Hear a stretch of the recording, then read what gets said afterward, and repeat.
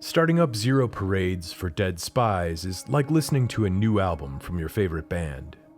You remember the day you discovered that one great record, the one that helped you define your relationship with the world. And with music, the one you fell in love with. Love is hell, isn't it? But time has passed. Maybe too much time, and it hasn't been kind to the band. Fights broke out over who owns the songs. Some of the bandmates have left for their own pursuits, but still, you listen to these unfamiliar opening notes anyways, hoping to hear something that brings you back to that same flow state, something that feels like home. And you're scared. Will the latest effort be a refinement? A testament to their greatness? Will this be the crucible they pass through to solidify their sound and transcend their boundaries? Or will this be a cards on the table moment? A ghost of what might have been? A disjointed and disappointing revelation that all the good ideas have walked out the door with the rest of the talent. Billed as a spiritual successor to Disco Elysium, the 2019 sleeper mega hit from Zaum, Zero Parades promises an eclectic spy adventure filled with dissociative episodes, wars waged over culture, psychedelic science fiction, and metaphysical superweapons. And over the next half hour or so, we're going to explore this unique RPG in as spoiler-friendly a manner as possible, while still taking the time to flesh out the details and mechanics that make it stand apart. That means we'll be taking special care to crop or blur out any plot-critical elements whenever necessary. Before we begin, I just need to check. Is your line secure? Because this is a game best served by first-hand experience. In the field. For those of you who have been here before, you probably know we're absolute suckers for any kind of RPG that breaks away from the standard sword and sorcery trappings, so it goes without saying that we're both pretty big fans of Disco Elysium. And while Zero Parades is very much its own game, it has also been saddled with the impossible burden of its predecessor's context. This is especially true while the world of Disco is still trapped under the shadow of real-world vitriol and messy legal battles that its original creators, and Zaum, have embroiled themselves in. Can such a troubled developer create a worthy follow-up to a masterpiece? How does one follow up a game that became a template for an entire blossoming subgenre, as well as one of the strongest arguments for gaming as an art form? How do we go about evaluating such a sequel with any kind of fairness in mind? We don't! Well, we'll try. So yes, Disco Elysium comparisons will be unavoidable at times, but we'll also do our best to keep this from turning into a drinking game where you'll take a shot every time you hear those words. Otherwise, we might be the ones waking up on the floor in a haze with our memories missing, doomed to hold conversations with a necktie. Warning, warning. The necktie is no longer contained. Since this is a fairly non-linear narrative game, we'll have to break format a bit in order to cover it in a way that gives you a slice of the entire experience, taking little smoke breaks if anything requires more explanation. Thanks again to Zaum for providing review keys, and as always, big cheers go out to our Patreon supporters and YouTube members that keep this cozy fireplace burning each and every month. Some people's baseline is kindness. For those that have seen our channel before, thank you for subscribing and hitting the buttons down there. It always helps. But for those of you that are new here, welcome to our little corner of the internet, where we explore the depths of RPGs, immersive sims, and unusual indie games. We've spent nearly 100 combined hours treading through the streets of Portofiro to create this review, and we're so glad to have you with us as we find out if Zero Parades can stand tall alongside one of the most influential RPGs of our time, or if it's just a pretender walking around in a Disco Elysium skin suit. Dressed up like a compromise. My name is Boss Sauce. And I'm Roland Coons. And together, we are the Two-Headed Hero. Zero Parades for Dead Spies thrusts you inside the mind of Herschel Wilk, codename Cascade, a washed-up spy with a mysterious past that serves the opera. the intelligence arm of the People's Republic of Kohila. 5 years ago, a major operation went very wrong, and Cascade chose to betray her crew in order to get out alive. Her sentence for such a failure was spending the last half-decade buried under paperwork in the Opera's archives, a punishment known within the organization as being put in the freezer. But the Opera never tires. For reasons unknown, Cascade is given a chance to return to the island city of Portofiro, the scene of her failure, with the unenviable task of recruiting a new squad for a deadly assignment that could disrupt the fragile balance of power all over the world. Luck and skill, Cascade. You will need both. Stepping out into the streets for the first time, you'll see that this game is absolutely beautiful. It carries the same striking painterly style that we saw in Disco Elysium and plays up the modern art influences to an even higher degree. Look closely and you'll see the stray spatters and shifting uneven patterns that only a human hand can produce. The result is a visual feast, where every scene and illustration feels like it belongs on the wall of a museum. And I wouldn't be surprised if each frame could stand up to the golden ratio test.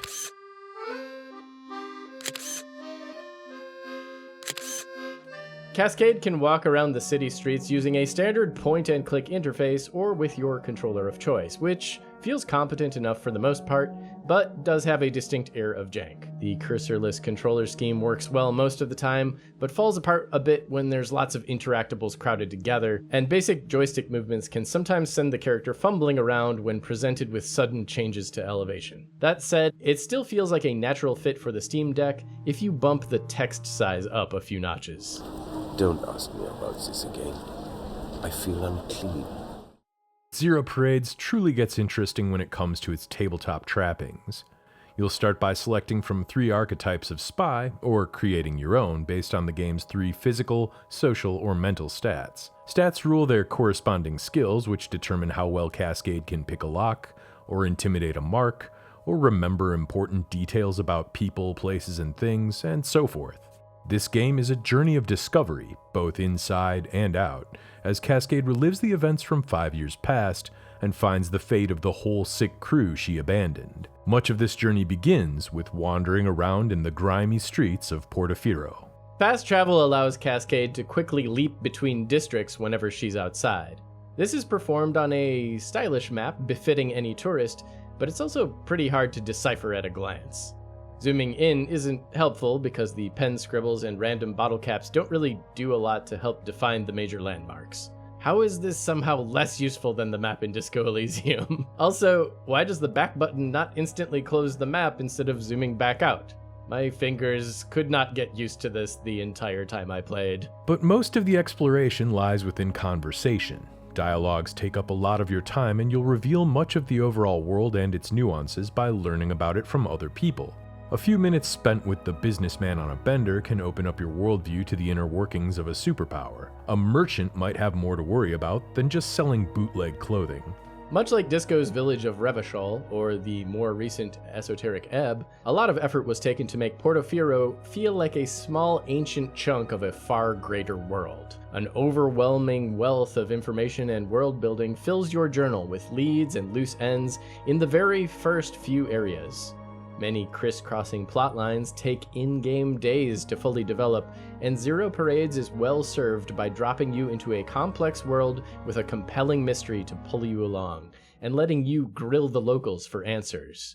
Enough questions. Shh. Shh. Shh. Warm spittle flecks your bare cheek. A little bit gets in your eye. Ew! Get off of me! The premise of playing a long-dormant spy that's been away from the world's stage feels natural in the game's many moments of exposition, even when the back and forth begins to drag on. There's a rich, nuanced history at work in the background, and the game does a good job of drawing implied lines in this literary negative space. Spy skills tend to pop up as intrusive thoughts during these conversations, which is usually quite entertaining, and it cannot be understated just how well the fully voiced narration helps these internal dialogues transcend the medium here. Lanky, malnourished, his physical form is an object of abuse and neglect in equal measure. The weird outlier skills, such as Doppelgang, a physical skill nebulously described as the ability to perform more than a single person could accomplish, tends to descend into rants on gang mentality. Take the chain between the beak of our toe and crunch it dead. Or Statehood, which could only be described as the most overtly socialist of all the social skills. Disregard pain, a blow has been struck, the people emboldened. The more mysterious mental abilities of Entanglement and Poetics allow your version of Cascade to get in touch with psychic phenomena, or explore her artistic side, respectively. Great pains were taken to balance the value and importance of each skill, and you'll end up using them all in some regard over the course of your journey. Unlike most RPGs, you won't be slicing up any ogres or chucking any fireballs. You'll be exerting your skills on such heroic tasks as eating a bad piece of candy, or finding a secret message inside a cigarette pack. You know, spy shit. Zero Parades doesn't really have anything you could consider to be combat, but encounters are tense here just the same. Challenges can take just about any form, from conversations to code breaking, and all resolve by rolling a simple pair of 6-sided dice against the appropriate skill. Anything coded with a white check can be tried again once a certain amount of time has passed, or if the appropriate skill improves. Failure is still fun, usually resulting in some unique dialogue and silly moments as your super cool spy fumbles and recovers, but running into a red check calls for caution. These can only be attempted once. Cascade will be faced with many tense, pivotal moments throughout the campaign where she'll need to make split decisions and pass a bunch of back-to-back red checks in order to evade capture, take down a target, or survive an assault. Failure here can mean catastrophe, or even death, and there are a few game overs that'll send you back to the title screen. Even these are pretty fun to discover, and most have achievements tied to them. But a good spy is prepared for anything, and nothing helps you get in the right headspace like dressing for success. Zero Parades is packed with loot, much of it wearable, and clothing choices have a profound effect on your skill build. Fail a white check and get locked out? Just come back later wearing a fake beard, a string of Christmas lights, and some secondhand leather pants and give it another go. A little out-of-box thinking and the right outfit might get you into places that you wouldn't expect.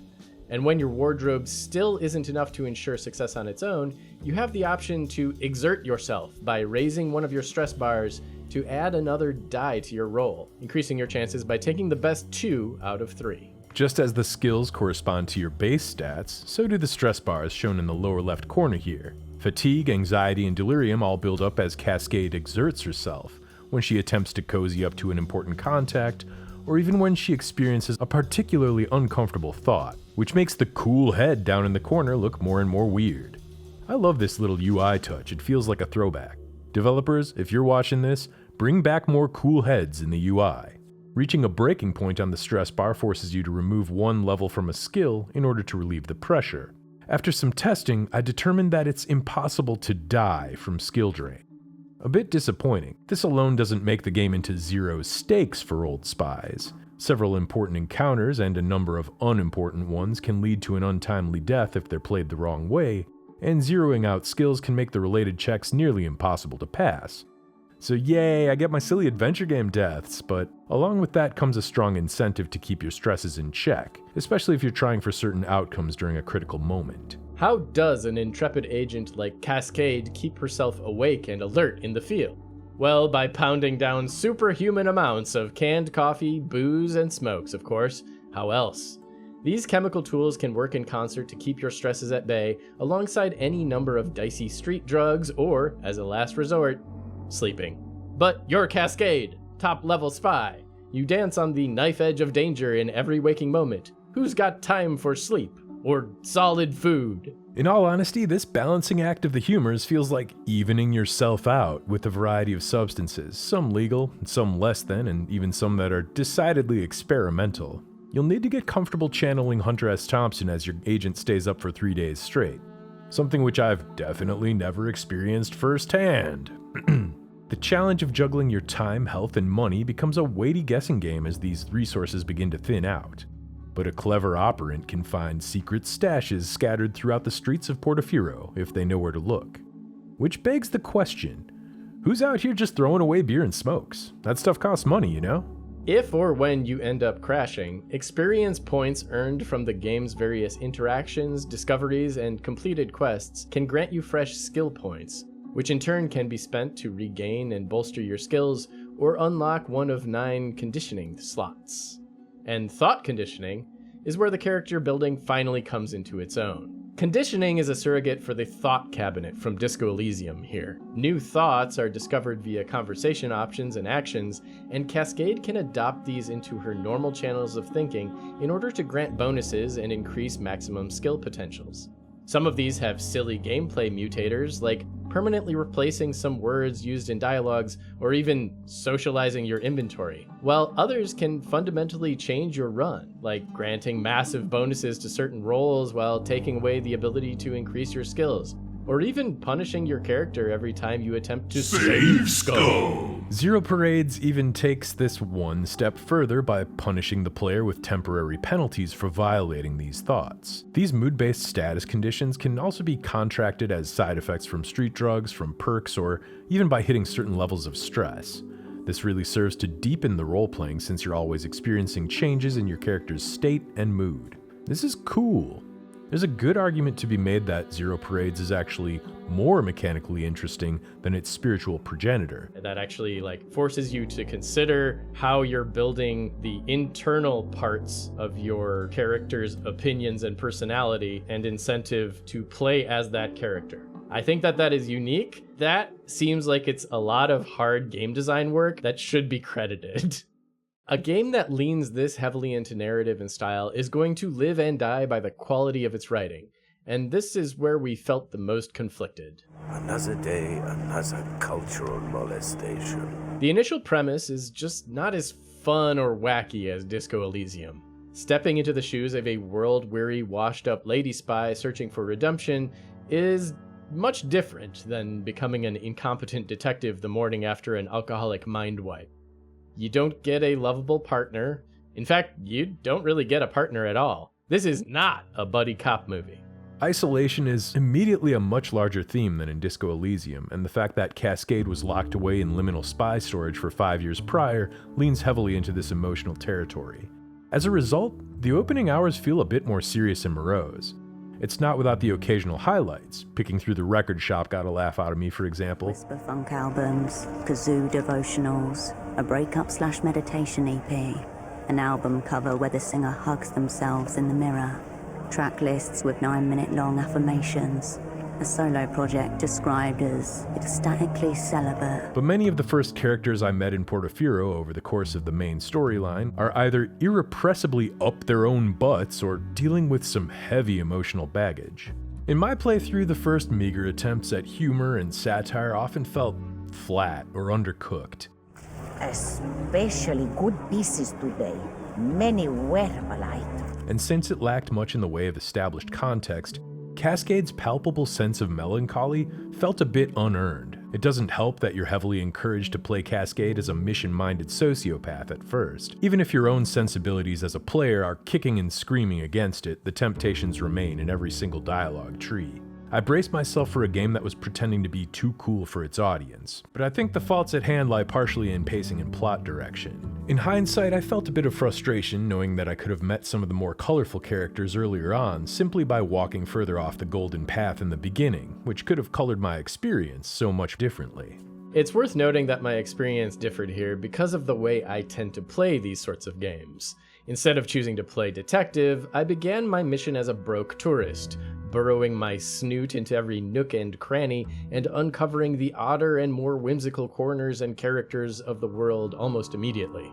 It's a relief that the more offbeat characters join the parade later on, where the writing does eventually catch up to the sense of style and settles more into the psychedelia and tongue-in-cheek satire that Zaum introduced us to so long ago. The game really heads off into stranger territories once Cascade starts to put earnest effort into finding her old comrades, which feels poetic in a way. Blossoming slowly by way of Atonement feels like a natural arc for the lead, as well as a quiet cry from the developers. Word of warning. Skeletons everywhere!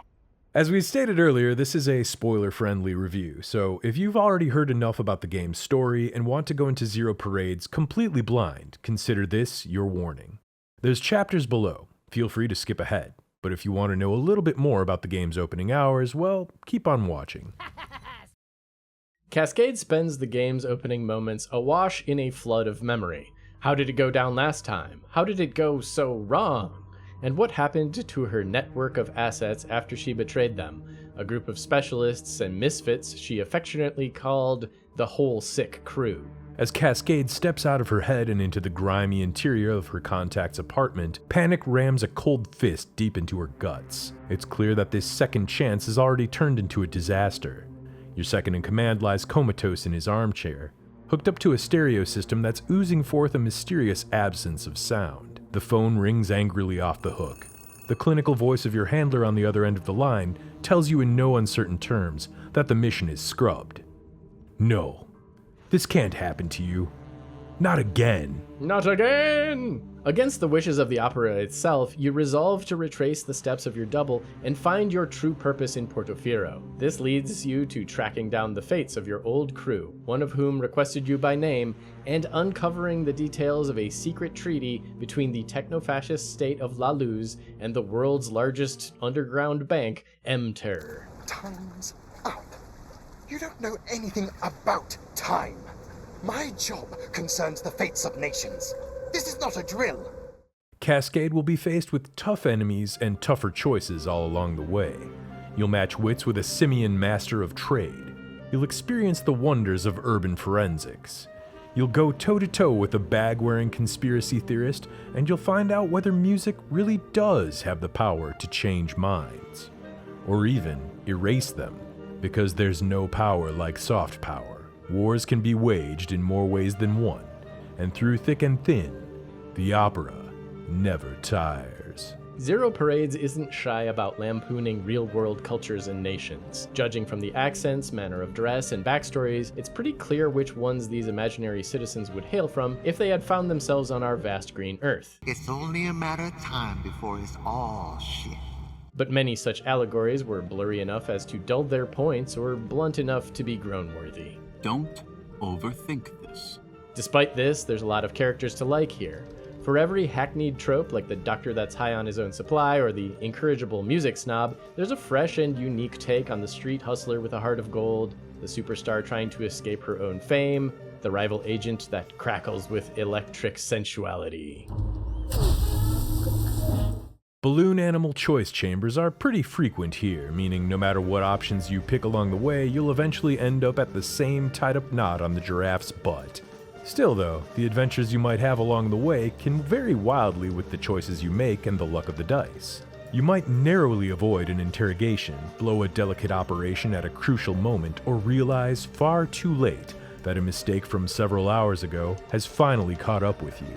Or get crushed to death by an errant vending machine. But no matter the route you decide to take, the final result is some top-tier slow burn storytelling. Zero Parades dares to assign your mission performance a lettered rank at the end of it all, giving you all the more reason to experience the play on this shadowy stage once again from the top. Zaum is a developer heavily focused on a certain aesthetic, a marriage of style and substance that evokes an oil-on-canvas frantically painted next to a packed basement stage. As in Disco, there's an excellent lived-in feeling of grime covering every location.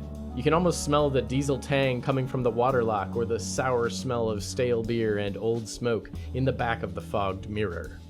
Citizens loiter in the streets, tossing out strange and silly one-liners. Kids skate by, grinding paint off the railings. Sky trams, like from a ski resort, shuttle passengers to realms you'll never see. Payphones are regularly used in a world that has wireless computer technology. Albums are bootlegged onto arcane disc formats. Televisions take form as clunky wooden-framed behemoths, playing local access shows with viewerships numbering in the thousands. Even the UI feels timeless, inspired by sources as different as the slick spy tech of Metal Gear Solid and the hand-drawn and well-worn playing cards of Pilgrims. The conditioning screen zooming into a world-class illustration that represents the thought. The way missions are arranged like a deck of surrealist tarot cards that jiggle and shuffle around as you navigate them. The electronic techno-click of a transition between UI screens. It all adds to the feeling of being in a future that lies beyond a past which never existed. Sounds kind of cool. This collision of past and future extends to the game's novel soundtrack, a kitchen sink collection of acid jazz, ambient horn riffs, sad girl electropop, and one incredibly awesome industrial hardcore song repurposed from a tiny band called Nuclear Dudes.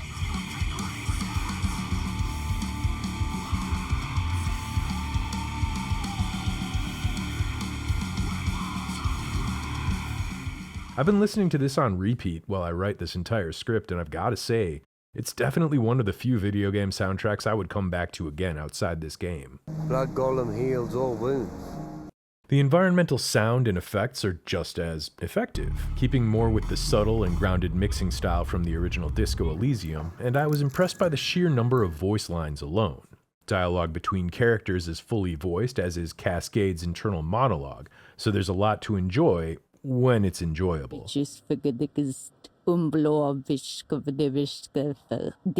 There's some jarring differences in audio quality and voice acting delivery, sometimes even within the same conversation. He seemed immune to music. Of course not. I don't sell socks. And this isn't something intentionally silly like we saw with Now what you want from Kuno? Some characters come off like the director was in a hurry to break for lunch that day. Let's not do anything stupid, alright? Others delivered excellent performances, but sounded like they recorded half their conversation in the hallway outside of the booth. What aspect of reality did you want to ask about? There is only one secret jail, comrades, and we are in it. This came as a bit of a surprise since such care was taken with every other aspect of the audio. The game has a wealth of detailed sound settings. It even detected my studio reference monitors, so I figured maybe this got pushed out the door in hopes that it wouldn't be caught on something like a consumer-grade speaker or a small driver like the Steam Deck. Wrong, you can definitely tell. Take that back. Fortunately, the narrator, voiced by Boo Miller, comes through with a gruff alto that rattles with the ghosts of cigarettes past and always comes off just a tiny bit creepy. The sixth type of ambiguity is my least favorite. Sixth type. Something really, really, really, really, really, really ambiguous. Or a lot bit creepy. Her performance alongside the actors from the conditioning lines are all incredibly effective, even when they're being overtly silly. Throw open the cage. Let the beast come forward in all its stinking, biting glory. And the overall feeling was akin to reliving memories from another brain. Fantastic. Other than the dodgy voice quality and the somewhat fussy controls, there's a few more things that felt sloppy or rushed enough to momentarily knock me out of the experience. It might seem minor, but there's a number of typos, which really stick out when 95% of your game is carved from the mighty dialogue tree. Totally. It's a shame the word planet is mistyped as plant on the final page.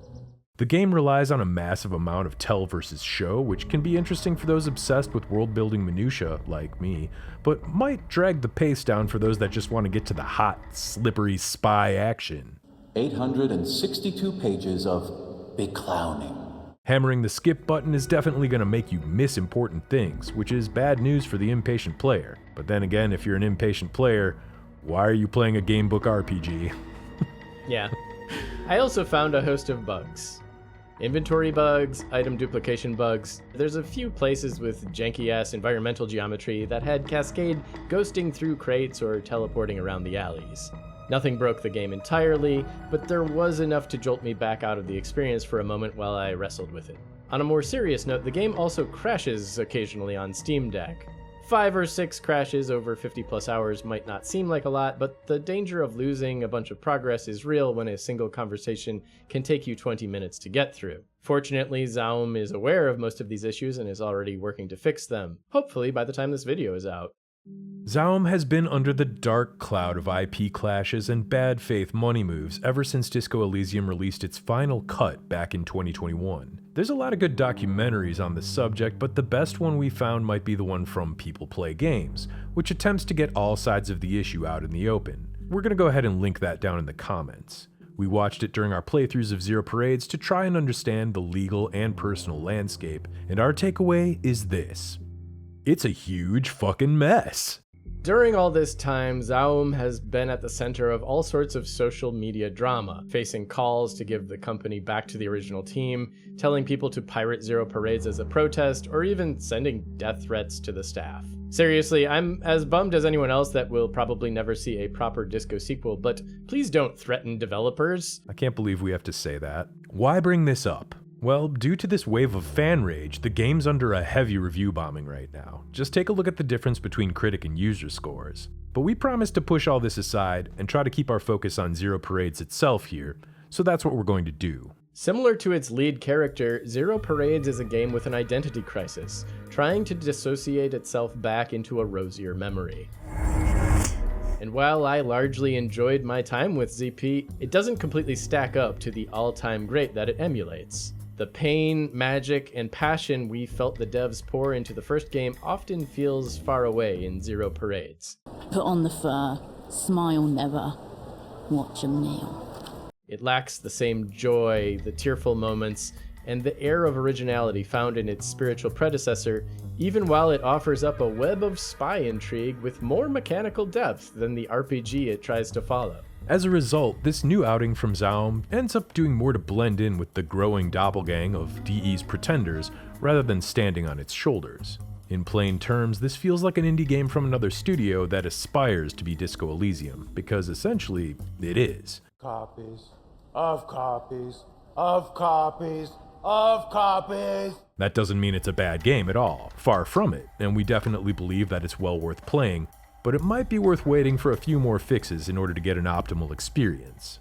Maybe there's another version of reality where disco fans are kinder to Zero Parades. Maybe the old band can get back together someday for just one more reunion tour. Or maybe, through the power of entanglement, we just took a single, small step towards creating that reality ourselves. But what do you think, Operant? Will there ever be another Disco Elysium? Does Zero Parades stand on its own? And are there any disco-likes out there that you particularly enjoy? Let us know. And as always, a big thanks goes out to the YouTube members and mighty heroes that keep us going over on Patreon. Donating at the highest tiers gets you a bunch of perks and ad-free access to our videos, as well as a heartfelt shout-out, just like the brave champions here. Wolfgang Bristol. Yaroslav Rybaki. Include invert Y in your games. Jim DiFrancesco. Wolfbays. Adam Uselman. Emily McNamara. James Blake. Cameron Fremont. Dominic Nguyen. Mahogany God King. And our YouTube members. Godspeed 7. Vinny 2142. Muggs McGurk 812. Amajuda Packmaker. And the rest. If you like what we're doing here, you can help us out by hitting subscribe and clicking all the buttons down there. Maybe do whatever hyping is on mobile. That's the spy button. Secret spies know that they can hit the hype button, Operant. Shut the fuck up. And if you're still looking for a narrative RPG worth playing, you need to check out our Esoteric Ebb review right here. Thanks again for watching, and we'll see you on the next Two-Headed Hero. The herbage you am yum, nuxping the jag of the pump.